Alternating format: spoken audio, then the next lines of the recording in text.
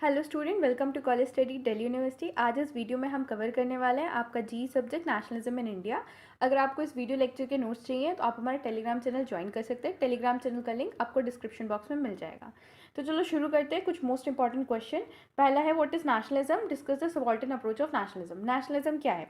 तो नेशनलिज्म एक पॉलिटिकल या आइडियोलॉजिकल कॉन्सेप्ट है जो कहता है कि जितने भी लोग, जो भी लोगों की identity, culture, language, history, aspiration same होती है ना, वो अपने आप को नेशन कंसिडर कर लेते हैं। और इनका मानना है कि जो नेशन है वो खुद को गवर्न करता है, कोई और बाहर से उन्हें गवर्न नहीं करता, और वो किसी भी एक्सटर्नल इंटरफेस से बिल्कुल फ्री है। और ये नेशनल यूनिटी और सोवरेनिटी को हमेशा प्रमोट करते हैं। अब नेशनलिज्म हमारा सिविक पॉलिटिकल टाइप का भी हो सकता है, जैसे कि आप सेम सिटीजन है इंडिया के तो आप सेम नेशन हो गए, या फिर एथिक कल्चर के बेसिस पे भी हो सकते हैं कि आपकी लैंग्वेज, एथिकल कल्चर सेम है तो आप अपने आप को एक नेशन मान लें। Then subaltern approach of nationalism. Subaltern approach जो है वो जितने भी मार्शलाइज्ड, ऑप्रेस्ड या non elite section of society है, उनके एक्सपीरियंस, वॉइस और उन्होंने कैसे नेशनलिज्म को देखा है, उन्होंने कैसे नेशन के लिए फाइट की है, वो सब बताता है। ये जो एलीट या फिर कॉलोनियल नरेटिव ऑफ हिस्ट्री है उसको चैलेंज करता है। अब बहुत सारे लीडर हैं सबाल्टर्न स्टडीज़ के। पहला Ranajit Guha, Partha Chatterjee and many others. अब की फीचर्स क्या है सबाल्टर्न अप्रोच के, वो देखते हैं। पहला, फोकस ऑन मार्शलाइज। सबाल्टर्न अप्रोच जो है वो कहता है कि जो कंट्रीब्यूशन है पीजेंट का, ट्राइबल कम्युनिटी का, वुमेन्स का, वर्कर का नेशनलिज्म मूवमेंट में वो बहुत ज़्यादा है, लेकिन उन्हें हिस्ट्री में नहीं लिखा गया है। हिस्ट्री में उनके बारे में कुछ इतना लिखा ही नहीं गया। Critic the elite historiography. उनका कहना है कि जो एलीट लीडर थे जैसे गांधी, नेहरू, उनके बारे में हिस्ट्री में काफ़ी है, वेस्टर्न एजुकेटेड क्लासेस को के बारे में भी काफ़ी है। और वो कहते हैं कि ये जो इनका नेशनलिस्ट नरेटिव था वो गलत है, क्योंकि इन्होंने जो मेन लोग जिन्होंने काम किया था जैसे कि वुमेन्स वगैरह, उनको तो बिल्कुल इंपॉर्टेंस दी नहीं, उनके बारे में हिस्ट्री में कुछ लिखा ही नहीं। Then autonomous political domain. Subaltern scholar का कहना है कि जो मासेज हैं उन्होंने अब खुद से, मतलब उनकी खुद की पॉलिटिकल अंडरस्टैंडिंग थी, वो एलीट लीड नेशनल मूवमेंट से सेपरेट थे। मतलब जो एलीट लीडर्स थे, उन्होंने जो नेशनल मूवमेंट लगाए, नेशनल मूवमेंट शुरू किए, वो उसमें तो नहीं थे, बट उनके खुद के मूवमेंट्स थे। उन्होंने अपने तरीके से नेशन के लिए कंट्रीब्यूट किया है और वो खुद के तरीके से नेशनलिज्म को समझते हैं। Everyday form of resistance. ये कहते हैं कि जो लोकल अपराइजिंग है, peasant revolt, forest protest, grass root mobilisation, ये ऑथेंटिक एक्सप्रेशन है नेशनलाइजेशन का ऑफ द लोकल पीपल। मतलब लोकल पीपल क्या करते थे कि डेली का उनका मतलब कुछ ना, ऐसे नहीं कि बहुत बड़ा मूवमेंट किसी ने शुरू कर दिया उसमें वो पार्टिसिपेट करें, वो नहीं था, बट वो अपने खुद के जितना वो कर सकते थे खुद से, वो उतना करते थे। जैसे फॉरेस्ट में प्रोटेस्ट करना, ग्रास रूट लेवल पे मोबिलाइजेशन करना, या पीजेंट्स का जो रिवॉल्ट था, वो सब इसमें आता है। Fragmented nationalism. व्यूअर्स के अकॉर्डिंग जो नेशनलिज्म था इंडिया का, वो मोनोलिथिक के साथ साथ कॉम्प्लेक्स भी था, क्योंकि बहुत सारे रिलीजियस, कास्ट, क्लास, जेंडर के लोग साथ में स्ट्रगल कर रहे थे। Then example of Indian history. अब इस सबाल्टर्न अप्रोच के हिसाब से कौन कौन से नेशनलिज्म मूवमेंट थे, तो एक तो संथल रिबेलियन और मुंडा अपराइजिंग था जो बिरसा मुंडा ने शुरू किया था। देन पीजेंट मूवमेंट था बंगाल और अवध का। Then women participation in salt march, quit India movement. Also ये जो था वो ट्रेडिशनल हिस्ट्रीज में ज़्यादा कुछ लिखा नहीं गया और सेंट्रल नरेटिव में इतना कुछ इसका था नहीं। Then significance of the subaltern approach. Subaltern approach का क्या सिग्निफिकेंस है? देखो, सबाल्टर्न अप्रोच अगर हम पढ़ेंगे तो हमें समझ आएगा कि किस तरीके से मेन जो लीडर्स थे जैसे गांधी, नेहरू, इनके अलावा भी बहुत लोग थे जिन्हें हिस्ट्री में जगह नहीं मिली है, बट उन्होंने बहुत काम किया है नेशन का। प्लुरैलिटी ऑफ द वॉइस हमें समझ आएगा। Offer a bottom of view of the history. मतलब अभी तक हम हिस्ट्री को जो अपर क्लास लोग थे उनके नज़रिए से देख रहे थे, बट सबाल्टर्न अप्रोच की हेल्प से हम बॉटम ऑफ व्यू उसका समझ पाएंगे कि सिर्फ लीडर नहीं थे, लीडर के अलावा जो उनके पीछे भी कुछ लोग थे, या जिन्होंने मतलब बिना किसी लीडर के स्ट्रगल करा है, वो सब भी लोग थे। In other, next question, discuss the contribution of Arya Samaj movement in national independence movement of India. अब आर्य समाज के बारे में पढ़ते हैं। देखो, आर्य समाज जो है वो स्वामी दयानंद सरस्वती ने 1875 में फाउंड किया था। ये बहुत ही prominent social religious reform movement था इंडिया का। प्राइमरली तो ये बहुत ही रिलीजियस एंड सोशल रिफॉर्म था जो कि वैदिक प्रिंसिपल पे बेस्ड था, बट बाद में आके नेशनल कॉन्सिक्वेंस को जगाने के लिए, मतलब लोगों के दिल में, लोगों के दिमाग में नेशनलिज्म को जगाने के लिए, नेशन के लिए एक होता है ना स्प्रिट जगाने के लिए, अब इस आर्य समाज ने बहुत ज़्यादा कंट्रीब्यूट किया है और इंडिया की इंडिपेंडेंस मूवमेंट में भी इनका बहुत बड़ा रोल था। की कंट्रीब्यूशन क्या क्या? Social and religious reform. Arya Samaj ने जो भी caste discrimination, untouchability, child marriage, idol worship मतलब मूर्ति पूजा और सुपरस्टिशंस जो भी काला जादू वगैरह, इन सबको अपोज किया, इन सबको हटाया। ये इन्होंने कहा कि एजुकेशन देनी चाहिए सबको, स्पेशली जो वुमेन है, और विडो रीमैरिज को और अपलिफ्टमेंट ऑफ लोअर कास्ट को इन्होंने प्रमोट किया। इसके अलावा इन्होंने social awaken and rational citizens का प्रमोशन किया। मतलब नेशन बिल्डिंग में जो लोग क्या कहते हैं, जादू टोना पे मानते थे, जो लोग बहुत ही रूढ़िवादी विचार के थे और बहुत अजीब सी चीज़ों को मानते थे, बहुत सारी चीज़ें थी हमारी सोसाइटी में, उसको हटा के बहुत रैशनली चीज़ों को समझना कि अगर ये चीज़ हो रही है तो क्यों हो रही है, या अगर हम विडो रीमैरिज रोक रहे हैं तो क्यों रोक रहे हैं, उनकी रैशनल थिंकिंग को डेवलप किया था। Then promotion of the education. Arya Samaj ने दयानंद एंग्लो वैदिक स्कूल और जो कॉलेज थे वो स्टैब्लिश किए थे ताकि वो वैदिक और मॉडर्न साइंटिफिक एजुकेशन लोगों को प्रोवाइड कर सके। ये जो इंस्टीट्यूशन थे वो इंटेलेक्चुअल और नेशनलिस्ट अवेकिंग के मेजर सेंटर बने। इन्हीं की वजह से लोगों के लिए, लोगों के दिमाग में नेशन के प्रति प्राउड और किस तरीके से हमें अपने नेशन में कंट्रीब्यूट करना चाहिए वो सब जागा। रिवाइवल ऑफ द वैदिक वैल्यूज। आर्य समाज ने स्वदेशी मतलब इंडिजिनियस गुड का यूज़ करो, सेल्फ रिलायंस, खुद पे डिपेंडेंट रहो, इन सब का प्रमोशन किया। और उन्होंने जो और ये जो वैल्यू थी वो लेटर महात्मा गांधी ने भी इन पे एम्फेसाइज किया था। It emphasise return to the ancient Indian value. इन्होंने कहा कि जो हमारी भारत की एंशियंट इंडियन वैल्यू थी, मतलब ब्रिटिशर्स ने आके हमारा कल्चर बहुत ज़्यादा डिस्ट्रॉय करा है, लेकिन जो हमारी खुद की एंशियंट वैल्यू है हमें उन पे फोकस करना चाहिए। और नेशन, हमारा जो नेशन है वो इतना अच्छा है, हमें उसमें प्राइड फील करना चाहिए। देन शुद्धि मूवमेंट। आर्य समाज ने शुद्धि मूवमेंट मतलब प्योरिफिकेशन मूवमेंट को लॉन्च किया था उन हिंदूज़ के लिए जो दूसरे रिलीजन में कन्वर्ट हो गए थे, ताकि वो हिंदुओं की आइडेंटिटी को प्रिजर्व कर सके। और जो मिशनरी वगैरह का इन्फ्लुएंस था उसको हटाया इन्होंने। पॉलिटिकल इन्फ्लुएंस, बहुत सारे जो फ्रीडम फाइटर थे वो आर्य समाज आइडिया से इंस्पायर हुए, जैसे लाला लाजपत राय जो कि हमारा प्रोमिनेंट नेशनलिस्ट ट्रायो है, लाल बाल पाल उनके एक मेजर लीडर थे। और बहुत इन लीडर्स के मन में सेल्फ रिस्पेक्ट, फियरनेस और नेशन प्राइड इन्होंने जगाया। Opposition of the British rule. Arya Samaj ने जो इकोनॉमिक और मोरल डिग्रेडेशन कॉलोनियल रूल मतलब ब्रिटिशर्स रूल ने जो इकोनॉमिक और मोरल डिग्रेडेशन हमारे नेशन का किया था, हमारे सिटीजन्स का किया था, उस सब को हटाया। इन्होंने हिंदी को as a Devanagari script national language की तरह प्रमोट किया और इनकरेज किया कि लोगों में कल्चरली यूनाइट हो। वो कल्चर यूनिटी मतलब सेम कल्चर के हो, जैसे सभी हिंदी बोल रहे हैं, वो नेशनल लैंग्वेज है तो लैंग्वेज के थ्रू वो यूनाइट हो सके, किसी और रिलीजन के थ्रू वो यूनाइट हो सके, कि कल्चर यूनिटी रहे। अब क्या इम्पैक्ट पड़ा नेशनल मूवमेंट का, ये इसमें थोड़ी चीज़ें दे रखी है, ऊपर का ही समरी है। देन आते हैं नेक्स्ट क्वेश्चन पे। Critical analyse the significance and programme and consequences of non corporation movement in India in a national independence struggle. Non corporation movement का क्या सिग्निफिकेंस था वो हम पढ़ने वाले हैं। देखो, first masses nation wise movement, ये पहला इतना बड़ा मूवमेंट था, ये लार्ज स्केल मूवमेंट था जो कि इंडियन नेशनल कांग्रेस ने under the leadership of Mahatma Gandhi launch किया था। इसमें बहुत सारे कॉमन पीपल थे, जैसे पीजेंट, वर्कर, स्टूडेंट, सब ने इस मूवमेंट को ज्वाइन किया था। Shift in a national strategy, यहाँ पे क्लियरली हमारा जो मॉडरेट पिटीशन बेस्ड पॉलिटिक्स थी, जो अर्ली कांग्रेस मतलब अगर आपने पढ़ा होगा तो कांग्रेस में जो स्टार्टिंग में था, तो हम ना ये कोशिश कर रहे थे कि हम ब्रिटिश के जो भी गवर्निंग स्ट्रक्चर है उसमें रह के सुधार करें, चीज़ें करें। वहाँ से जब ये मूवमेंट स्टार्ट हुआ ना, तो हमारी जो वो वाली थिंकिंग थी वो बिल्कुल चेंज हो गई। अब हमने पिटीशन बेस्ड पॉलिटिकल को छोड़ के ये वाला मूवमेंट शुरू कर दिया था। ये मूवमेंट जो था वो सत्याग्रह मतलब non violent resistance and civil disobedience पे बेस्ड था। यूनाइटी अक्रॉस द कम्युनिटी, ये जो मूवमेंट था उसमें बहुत हिंदू और मुस्लिम एक साथ थे, खासकर जो खिलाफत मूवमेंट हुआ था। और then questioning the legitimacy of the British rule. India ने जो भी कॉपरेशन था ब्रिटिश इंस्टीट्यूशन के साथ, जैसे कोई भी लोग ब्रिटिश इंस्टीट्यूशन के अंडर काम कर रहे थे, वहाँ से कॉपरेशन विड्रॉ कर लिया था। और मॉरल पॉलिटिकल लेजिटिमेसी जो है कॉलोनियल रूल की, उसको चैलेंज किया था।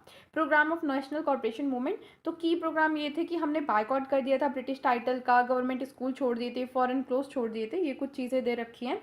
Then consequence of non corporation movement, positive consequences ये हुआ कि बहुत ज़्यादा लोगों ने पार्टिसिपेट किया। इकोनॉमिक इम्पैक्ट इसका ये पड़ा कि ब्रिटिश के जो क्लोथ्स थे उनका प्राइस बहुत जल्दी गिर गया और खादी प्रोडक्शन इंक्रीज हो गई। ऑर्गेनाइजेशनल स्टेज, जो कांग्रेस थी वो एलीट बॉडी से मास बेस्ड पॉलिटिकल पार्टी हो गई। मतलब पहले कांग्रेस को जो सपोर्ट करते थे वो बड़े बड़े लीडर्स ही थे बस, लेकिन इस टाइम पे जो ऑप्रेस्ड जनता थी, जो कॉमन पीपल थे, वो भी कांग्रेस को सपोर्ट कर रहे थे। ट्रेनिंग ग्राउंड, ये एक तरीके से ट्रेनिंग ग्राउंड सर्व हुआ था फॉर अ फ्यूचर लीडर, जैसे जवाहरलाल नेहरू, वल्लभ भाई पटेल, राजेंद्र प्रसाद, उनके लिए मतलब नए नए लीडर्स को जन्म देने का ये एक सबसे बड़ा वो था, स्पार्क था।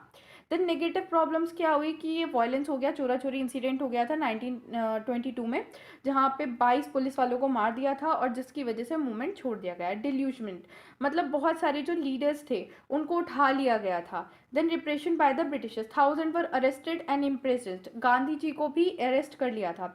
Then temporary Hindu Muslim divide, और बाद में टेम्प्रेरी बेसिस पे हिंदू मुस्लिम जो थे वो डिवाइड हो गए थे।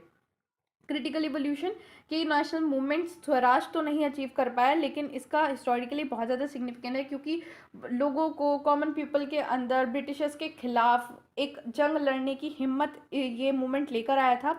और फ्यूचर स्ट्रगल जैसे civil disobedience movement, quit India movements की इसने नींव रखी थी। देन आते हैं हमारा next question, analyse the role and contribution of liberal constitutionalist in a Indian national movement. देखो लिबरल कॉन्स्टिट्यूशनलिस्ट कौन थे?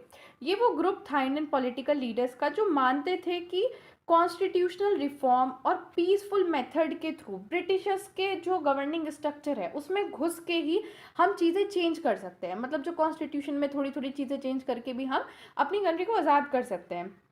ये लोग legislative council, petition, debate, constitution negotiation पे बिलीव करते थे। और इनमें कौन कौन से लीडर थे? एक तो गोपाल कृष्णा खोलके, दादा भाई नारोजी, एम.जी. रांडे, ये सारे इसमें थे। अब रोल एंड कंट्रीब्यूशन क्या रहा? पहला, early national awakening of political education, Gokhale and Ranade emphasise the social economic reform. इन्होंने कहा कि जो पीपल हैं, जो इंडिया के लोग हैं, उन्हें पॉलिटिकली एजुकेट करना ज़रूरी है, ताकि वो इंडिपेंडेंस की डिमांड करने से पहले लोगों को पॉलिटिकली एजुकेट करना ज़रूरी है।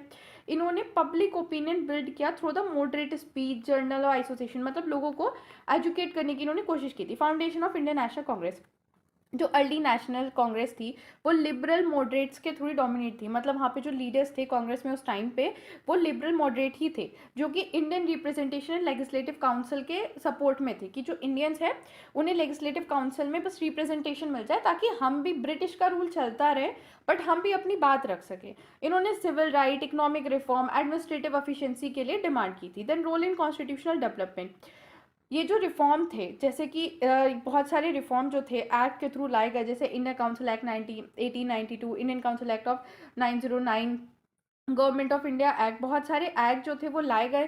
Then Tej Bahadur Sapru and other engage in of British official participating, मतलब इन लोगों ने साइमन कमीशन की हियरिंग में पार्टिसिपेट किया था, राउंड टेबल कॉन्फ्रेंस में, क्योंकि इन्हें लगता था कि अगर हम ब्रिटिश के सिस्टम में ही घुस जाएंगे तो हम अच्छे से चीज़ें बदल पाएंगे, लड़ाई झगड़े से कुछ नहीं होगा, उनके अलग जाके कुछ नहीं होगा। प्रमोटिंग पार्लियामेंट्री मेथड, इनका कहना था कि रूल ऑफ लॉ को हमें फॉलो करना चाहिए, डिबेट, ग्रेजुअल कॉन्स्टिट्यूशनल प्रोग्रेस के थ्रू ही कुछ हो सकता है कि कॉन्स्टिट्यूशन हम धीरे धीरे चेंज कर सके। और ये बिलीव करते थे कि जो नेशनलिज्म है वो हम अचीव कर सकते हैं, कि ये इनका मानना था कि कॉन्स्टिट्यूशनलिज्म के थ्रू हम इंडिया को आज़ाद कर सकते हैं ब्रिटिश के एम्पायर से। Bridging extremist and the British government, जो एक्सट्रीमिस्ट लीडर थे जैसे गांधी, नेहरू और जो ब्रिटिश अथॉरिटी थी, उनके बीच में ब्रिज का ये काम करते थे। एक कॉम्प्रोमाइज प्रपोजल्स जो थे इनके बीच में वो लेके आते थे, अगर कोई भी डेडलॉक हो जाता था तो एक तरीके से ब्रिज का ये काम कर रहे थे। देन आता है next question, write an essay on Mahatma Gandhi civil disobedience movement in India independence. हमें सिविल डिसोबीडियंस मूवमेंट के बारे में बताना है। देखो civil disobedience movement Gandhi ji ने लॉन्च किया था 1930 में, और ये एक माइलस्टोन था इंडिया के फ्रीडम स्ट्रगल का। इसने एक नया फेज जो था वो शुरू किया था, mass resistance against the British rule, जहाँ पे सिविल डिसोबीडियंस करना था। मतलब जो भी अनजस्टिस हो रहा था, कोई भी ऐसा रूल था जो अनजस्टिस क्रिएट कर रहा था, तो हमें उसको फॉलो नहीं करना, डिसोबीडियंस करना है, ठीक है। और यहाँ पे हमारा एम था कि हम स्वराज लेके आए, सेल्फ गवर्नेंस। अब पढ़ते हैं इसका बैकग्राउंड क्या था, सिविल डिसोबीडियंस क्यों शुरू हुआ। साइमन कमीशन फेल हो गई थी 1927 में, क्योंकि कोई इंडियन मेंबर उसमें नहीं था। फिर नेहरू की जो रिपोर्ट थी वो ब्रिटिशर्स ने रिजेक्ट कर दी थी।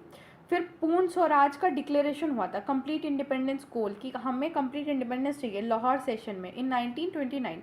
और फिर जो इंडियंस थे उन्हें इकोनॉमिक डिप्रेशन, हाई टैक्सेस और इम्प्रेसिव कॉलोनियल पॉलिसीज़ की वजह से वो ब्रिटिशर्स के खिलाफ बहुत ज़्यादा भर गए थे कि यार इन्होंने तो परेशानी कर दिया। फिर गांधी लीडरशिप एंड सॉल्ट सत्याग्रह। फिर महात्मा गांधी ने इसी चीज़ को देखते हुए इन सारी चीज़ों के बाद सॉल्ट मार्च शुरू किया था 12 मार्च 1930 में, और वो 240 माइल्स चले थे साबरमती आश्रम टू दांडी 78 वॉल्टियर्स के साथ, और उन्होंने ब्रिटिश सॉल्ट लॉ का तोड़ा था 6 अप्रैल 1930 में। और गांधी जी ने बहुत ही सिंपल और यूनिवर्सल इशू जो था वो रैली में एड्रेस किया था, दैट इज़ सॉल्ट, कि आप नमक पे कैसे टैक्स लगा सकते हैं। ठीक है, ये चीज़ उनकी थी। सॉल्ट सत्याग्रह में क्या हुआ कि बहुत सारे लोग, वुमेन वगैरह, पीजेंट, बहुत सारे लोग गांधी जी के पीछे चले, और बहुत सारे लोगों को गांधी जी ने इंस्पायर किया for the civil disobedience across the country. अब स्प्रेड कैसे हुआ? जो अर्बन मिडिल क्लास थे उन्होंने बाइकआउट कर दिया फॉरेन क्लोथ्स और गुड्स का। फिर जो पीजेंट थे उन्होंने टैक्सेस पे करने से मना कर दिया गुजरात और उत्तर प्रदेश में, कि जाओ ब्रिटिशर्स को, कि जाओ हम नहीं देंगे। जो वुमेन्स थी उन्होंने भी यहाँ पे बहुत एक्टिवली पार्टिसिपेट किया, स्पेशली जो सरोजनी नायडू थी। Then tribal community, those as a Maharashtra और आंध्र प्रदेश की जो ट्राइबल कम्युनिटी थी उन्होंने भी इस स्ट्रगल को ज्वाइन किया। नॉन वायलेंट नेचर होने के बाद भी ब्रिटिशर्स ने बहुत ज़्यादा ब्रूटली इस मूवमेंट के खिलाफ रिस्पॉन्ड किया और 90,000 पीपल को अरेस्ट कर लिया, including Gandhi, Jawaharlal Nehru and many other leaders. और न्यूज़पेपर को भी बंद कर दिया, पब्लिक गैदरिंग को बैन कर दिया कि पब्लिक गैदरिंग नहीं कर सकता। और देन फिर आया Gandhi Irwin pact, temporary suspension. Lord Irwin ने क्या किया कि कहा, गांधी जी से कहा कि हम बात कर लेते हैं, बात करके जो मैटर है वो सुलझा लेते हैं। तो गांधी इरविन पैक्ट हुआ इन मार्च 1931। कांग्रेस ने एग्री किया कि वो मूवमेंट सस्पेंड कर देंगे, और सेकेंड राउंड टेबल कॉन्फ्रेंस जो था वो लंदन में हुई। लेकिन वहाँ से आने के बाद गवर्नमेंट ने ये बोला था कि वो पॉलिटिकल प्रिजनर्स को रिलीज़ कर देंगे, but round table conference fail हो गई और मूवमेंट को फिर से रिज्यूम किया। बट दिक्कत क्या हुई कि पहले ये बहुत इंटेंस था, बहुत लोग सपोर्ट कर रहे थे, बट बीच में जब कॉल्ड ऑफ किया तो फिर लोगों ने इतना सपोर्ट नहीं किया, ये बहुत लेस इंटेंसिव था। सिग्निफिकेंस क्या रहा कि ये बाकी के जो फ्रीडम मूवमेंट थे उनका बेस बना। इन्होंने एस्टैब्लिश गांधीज मास अपील, मतलब ज़्यादातर लोगों तक नॉन वायलेंस और मोरल स्ट्रेंथ के थ्रू गांधी जी का जो विजन था, गाइडिंग प्रिंसिपल थे, वो लोगों तक पहुंचाए। Challenge the legitimacy of the British rule, इन्होंने ये दिखाया कि जो इंडियंस हैं वो अपने आप को गवर्न कर सकते हैं, और लोग जो ब्रिटिश के जो इनजस्टिस है उसके खिलाफ भी वो वायलेंस के बगैर खड़े हो सकते हैं। और फ्यूचर मूवमेंट्स जैसे क्विट इंडिया मूवमेंट्स, उन सब का ये बेस बना। ठीक है, अब नेक्स्ट आते हैं, right a short note on a ब्रह्म समाज और द क्विट इंडिया मूवमेंट। पहले ब्रह्म समाज पे पढ़ते हैं। ब्रह्म समाज जो था वो सोशल रिलीजियस रिफॉर्म था जो राजा राम मोहन रॉय ने स्टैब्लिश किया था 1828 में कोलकाता में। और इसका एम था कि जो हिंदू सोसाइटी है उसमें चेंज करी जाए, जो पुरानी रूढ़िवादी प्रथाएं हैं उन्हें हटाया जाए। ठीक है, इसका ऑब्जेक्टिव था कि हिंदुज़म को इम्प्रूव प्योरीफाई किया जाए। जो सुपरस्टिशन है, कास्ट के बेसिस पे लोग डिवाइड हैं, आइडल वर्शिप है, ये सोशल इवल्स है, वो सब हटाया जाए और एक भगवान में बिलीव कराया जाए उनको। अलग अलग ऐसे भगवान में डिवाइड है वो सब ना रहे। मेजर कॉन्ट्रीब्यूशन क्या थे कि इन्होंने सती सिस्टम, चाइल्ड मैरिज, पॉलीगैमी मतलब 2 या 2 से ज़्यादा शादी, ठीक है, कास्ट डिस्क्रिमिनेशन, इन सबको हटाया था। इन्होंने विडो रीमैरिज को, वुमेन एजुकेशन, इंटरकास्ट मैरिज को सपोर्ट किया था। इन्होंने जो रैशनल थिंकिंग थी और साइंटिफिक आउटलुक को प्रमोट किया था। मतलब लोग जो थे वो बहुत ही रूढ़िवादी विचारों के जो थे, पुरानी चीज़ों को सोच के, कुछ मतलब कुछ साइंटिफिक बेस नहीं है, बस सोच जो उन्होंने पहले से चलता आ रहा है बस वही मान के उसे हटा के रैशनल थिंकिंग को प्रमोट किया था कि आप सोचो कि आप ये कर रहे हो, ठीक है पहले से करते आ रहे हो, बट क्यों कर रहे हो। और यहाँ पे बहुत ही की फिगर इसमें रही आर्य समाज, इसमें सॉरी आर्य समाज नहीं है ये, ब्रह्मो समाज, सॉरी गाइस, ब्रह्मो समाज में जो की फिगर रही दैट इज राजा राम मोहन रॉय, जो फाउंडर्स थे, फादर ऑफ मॉडर्न इंडिया के। देन दबेंद्र नाथ टैगोर, जिन्होंने इस मूवमेंट को एक्सपैंड किया। देन केशव चंद्र सैनी, जो इस मूवमेंट को और ज़्यादा इंडिया में इन्होंने पहुंचाया। देन आ जाते हैं quit India movement. Quit India movement Mahatma Gandhi ने लॉन्च किया था 8 अगस्त 1942 में बॉम्बे सेशन के through all India Congress committee के। इसे अगस्त क्रांति भी कहते हैं। कॉसेस क्या थे? कॉसेस थे क्रिपीज मिशन, जो कंप्लीट इंडिपेंडेंस का प्रॉमिस उन्होंने किया था वो फेल हो गया था, तो उसके लिए किया था growing discontent due to the world war second and colonial exploitation. Colonial exploitation और वर्ल्ड वॉर सेकेंड की वजह से जो चीज़ें आई थी तो लोगों के मन में बहुत ज़्यादा मतलब गुस्सा था, डिससेटिस्फाई थे लोग, और फुल इंडिपेंडेंस की अर्जेंट नीड जो थी इंडियन के मन में था, बहुत आक्रोश था, तो अब बस आज़ादी चाहिए थी, तो इसलिए क्विट इंडिया मूवमेंट लॉन्च कर दिया। मेन फीचर क्या थे? डू एंड डाई का स्लोगन जो था वो गांधी जी ने दिया था कि इमिडिएटली ब्रिटिशर्स का विड्रॉल करना है, बस अभी। मास सिविल डिसोबीडियंस मूवमेंट था ये, मतलब बहुत ज़्यादा प्रोटेस्ट स्ट्राइक यहाँ पे हुई थी, और बहुत मतलब क्या कहते हैं ना कि बहुत लोगों ने ज्वाइन किया था, बहुत ज़्यादा लोगों ने। नॉन वायलेंस इंटेंशन होने के बाद भी ये जो मूवमेंट था वो अनफॉर्चुनेटली वायलेंट हो गया था, सेंट्रल कोऑर्डिनेशन ना होने की वजह से। अब ब्रिटिशर्स ने क्या रिस्पॉन्स किया कि उन्होंने बहुत सारे लोगों को अरेस्ट कर लिया, कांग्रेस पे बैन लगा दिया, इवन प्रेस पे बैन लगा लिया, और पब्लिक गैदरिंग भी मना कर दी कि पब्लिक गैदरिंग भी नहीं होगी। इम्पैक्ट एंड सिग्निफिकेंट, ये फेल तो हो गया था, इमीडिएट सक्सेस तो नहीं मिली थी, लेकिन इसने ये सॉल्व दिखाया कि ब्रिटिश रूल को कैसे इंडिया वाले एंड कर सकते हैं, और इसने ये दिखाया कि लोग अभी भी हमारे कितने जुड़े हुए हैं, मास नेशन इंटीग्रिटी को दिखाया। द नेक्स्ट क्वेश्चन आता है, discuss the role of labour movement in Indian national independence struggle. Labour movement सिर्फ एक फाइट नहीं थी कि सिर्फ वेजेस के लिए या वर्किंग कंडीशन के लिए फाइट हो रही है, बल्कि एक फोर्स थी जिसने फ्रीडम स्ट्रगल में अगेंस्ट द ब्रिटिश रूल बहुत ज़्यादा सपोर्ट किया, बहुत कंट्रीब्यूट किया। अर्ली 20th सेंचुरी में ही शुरू हुआ था। इंडियन वर्कर ने अपने आप को ऑर्गेनाइज करना शुरू किया था ट्रेड यूनियन में, और ब्रिटिशर्स के खिलाफ खड़ा होना शुरू किया था। Emergence of the labour movement, industrialisation बढ़ने की वजह से ब्रिटिश रूल के टाइम पे वर्किंग कंडीशन इतनी ख़राब थी, वेजेस बहुत कम थी, और बहुत टाइम तक इंडियन वर्कर को काम कराया जाता था। इस वजह से बहुत सारे लोगों ने एक साथ मिल के स्ट्राइक, प्रोटेस्ट और ट्रेड यूनियन बनाई। पहली जो लेबर स्ट्राइक थी वो बॉम्बे में हुई थी 1899 में, कॉटन मिल के अंदर। Then formation of the labour union, all Indian trade union Congress establish हुई 1920 में, जो पहली नेशन लेवल पे ट्रेड यूनियन थी। इसके लीडर थे Lala Lajpat Rai, V P Wadia and the latter Narayan Meghaji Lokhande, और ये सारे इसके लीडर थे। देन ट्रेड यूनियंस जो थी वो economic issues as well as political issues दोनों को एड्रेस कर रही थी, दोनों के लिए बनी थी। Link with the national movement, Indian national Congress ने लेबर कॉसेस को सपोर्ट किया, और बहुत सारे जो नेशनलिस्ट लीडर थे उन्होंने लेबर रैलीज में वर्कर की रैली को भी एड्रेस किया, वहाँ जाके लीड ली, उन लोगों को सपोर्ट किया। लेबर स्ट्राइक बहुत ज़्यादा बढ़ गई थी, और लेबर स्ट्राइक अब एक टूल बन गई थी, ब्रिटिश के खिलाफ खड़े होने का एक जरिया बन गई थी। जैसे बहुत सारे मूवमेंट्स थे, जैसे नॉन कॉर्पोरेशन मूवमेंट पढ़ा, civil disobedience, quit India movement, यहाँ पे लेबर्स ने बहुत ज़्यादा आगे बढ़ के पार्टिसिपेट किया, खासकर मुंबई, कलकत्ता और अहमदाबाद के जो वर्कर्स थे। Then influence of the leftist and socialist ideology, Russian revolution के बाद जो सोशलिस्ट और मार्क्सिस्ट आइडियोलॉजी थी उन्होंने इंडियन के लेबर लीडर्स को बहुत ज़्यादा इन्फ्लुएंस किया, और कम्युनिस्ट पार्टी ऑफ इंडिया और यूनियन जो भी थे उन लोगों ने वर्कर एक्सप्लॉयटेशन को इम्पीरियलिज्म से जोड़ा। Then labour participation in major movement, Bombay textile strike and other industrial action, वो मेजर मास अपराइजिंग बन गए थे। मतलब बॉम्बे टेक्सटाइल स्ट्राइक जो हुई थी ना, वहाँ बहुत लोगों ने, बहुत सारे जो वर्कर्स थे उन्होंने सामने आके प्रोटेस्ट करना शुरू किया। बहुत सारे लेबर यूनियन ने प्रोटेस्ट, बायकॉट, जो क्विट इंडिया के मूवमेंट के टाइम पे जो प्रोटेस्ट बायकॉट हुए थे उनमें बढ़ चढ़ के हिस्सा लिया था। देन ब्रिटिश रिस्पॉन्स, जो कॉलोनियल गवर्नमेंट थी उन्होंने बहुत ही रिस्ट्रिक्टिव लॉ पास किए, जैसे trade dispute act, public safety bill, जहाँ पे इन लेबर के मूवमेंट को दबाने की कोशिश की गई। जो यूनियन लीडर थे उन्हें फ्रिक्वेंटली अरेस्ट करा जाने लगा और जॉब से निकाल दिया जाने लगा। Then legacy and the contribution, labour movement ने इकोनॉमिक इश्यूज को मेन स्ट्रीम पॉलिटिकल इश्यूज से जोड़ा। ठीक है, उन्होंने ब्रॉड एंड बेस पे, मतलब बहुत बड़ा जो लेबर वर्किंग वॉइस थी उसे सामने लेके आई है, वरना इतनी लेबर थी, इतने वर्कर थे, इतना सफ़र कर रहे थे, कौन उनके लिए सुनता, कौन, तो उनकी आवाज़ जो थी वो इसी लेबर मूवमेंट्स के थ्रू सुनाई दी गई। देन नेक्स्ट क्वेश्चन आता है, discuss the participation and the role of women in a national movement of India. तो इंडिया का नेशनल मूवमेंट सिर्फ पॉलिटिकल स्ट्रगल नहीं था, बट ये सोशल रिवोल्यूशन भी था, जहाँ औरतें बढ़ चढ़ के सामने आई। जो वुमेन्स थी, अलग अलग कास्ट की, क्लास की, रिलीजन की, वो साथ में इंडिया के लिए लड़ी, इंडिया के इंडिपेंडेंस के लिए लड़ी। देखते हैं अब early phase, social reform and awakening in 19th century. बहुत सारे सोशल रिफॉर्म जैसे आपने पढ़े ऊपर, राजा राम मोहन रॉय ने, ईश्वर चंद्र विद्यासागर, बहुत सारे जो लीडर्स थे उन्होंने सोशल रिफॉर्म करे ताकि वो वुमेन्स को एम्पावर कर सके।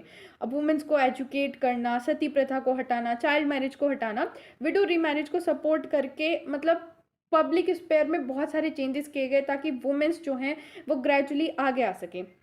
अर्ली वुमेन रिफॉर्मर की बात करें जो सबसे स्टार्टिंग में थी, तो दैट इज़ सवित्रियाबाई फुले और पंडिता रमाबाई, जिन्होंने ट्रेडिशनल नॉर्म्स, जो पुराने नॉर्म्स थे या वुमेन राइट्स थे, वुमेन राइट्स के लिए वो लड़ी और जो पुराने ये रूढ़िवादी विचार थी या ये प्रथाएं थी, इनका खंडन किया। Then moderate and early nationalist phase, women participation बहुत ही लिमिटेड था, बट जो फिगर्स थी जैसे स्वर्ण कुमारी देवी, कंडमबनी गांगुली, सिस्टर निवेदिता, उन्होंने बहुत ही मेजर रोल प्ले किया स्वदेशी मूवमेंट के टाइम पे और दूसरे कल्चर मूवमेंट के टाइम पे। बट अभी भी यहाँ तक जो वुमेन का पार्टिसिपेशन था वो बहुत ही लिमिटेड था। बाद में 1917 में वुमेन इंडियन एसोसिएशन बनी, जो कि पॉलिटिकल अवेयरनेस फैला रही थी औरतों में और अपने राइट के लिए, खासकर वोटिंग राइट के लिए लड़ने के लिए आगे कर रही थी in Gandhi era and mass movement.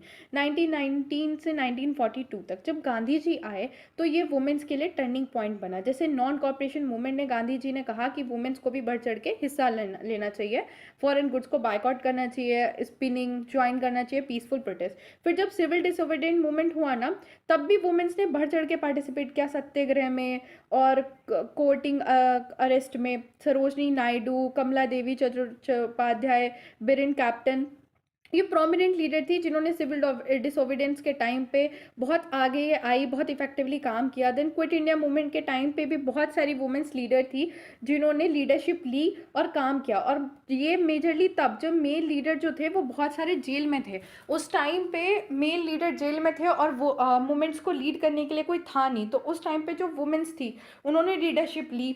जैसे अरुण असफ अली, उषा मेहता, जो एक सीक्रेट रेडियो चलाती थी। Then revolutionary and militant role, कुछ जो वुमेन्स थी उन्होंने रिवोल्यूशनरी ऑर्गेनाइजेशन भी ज्वाइन की, जैसे भिखाजी कामे, जिन्होंने पहला इंडियन फ्लैग बनाया था, जर्मनी में पहला वर्जन बनाया था इंडियन फ्लैग का। इसके अलावा कल्पना दत्त, दुर्गावती देवी, ये इन लोगों ने आर्म्ड रेजिस्टेंस मूवमेंट में पार्टिसिपेट किया। मतलब वुमेन सिर्फ जो शांत स्वभाव वाले जो मूवमेंट थे, नॉन वायलेंस वाले मूवमेंट थे, सिर्फ उनमें पार्टिसिपेट नहीं कर रही थी। जो जहाँ पे आम मूवमेंट्स थे, लड़ाई झगड़ा था और हथियार चलाने थे, वहाँ भी बढ़ चढ़ के आगे आ रही थी। Role in a culture and political mobilisation, womens ने बहुत ज़्यादा अच्छा रोल प्ले किया नेशनलिस्ट आइडिया को लिटरेचर, एजुकेशन, सॉन्ग्स के थ्रू लोगों तक पहुँचाने के लिए, लोगों के मन में एक नेशनलिज्म के लिए, प्राइड जगाने के लिए, एक भावना जगाने के लिए कि हाँ हमें अपने नेशन के लिए कुछ करना है।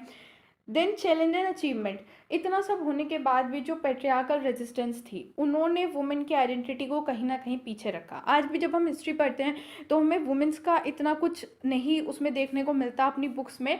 वो इसीलिए क्योंकि पेट्रियार्कल सोसाइटी ने वुमेन्स के रोल को अभी भी बहुत ज़्यादा, मतलब उस टाइम पे भी बहुत ज़्यादा दबा के। इसी के साथ आपका ये जो इंपॉर्टेंट क्वेश्चन है वो ख़त्म होते हैं। Thanks for watching.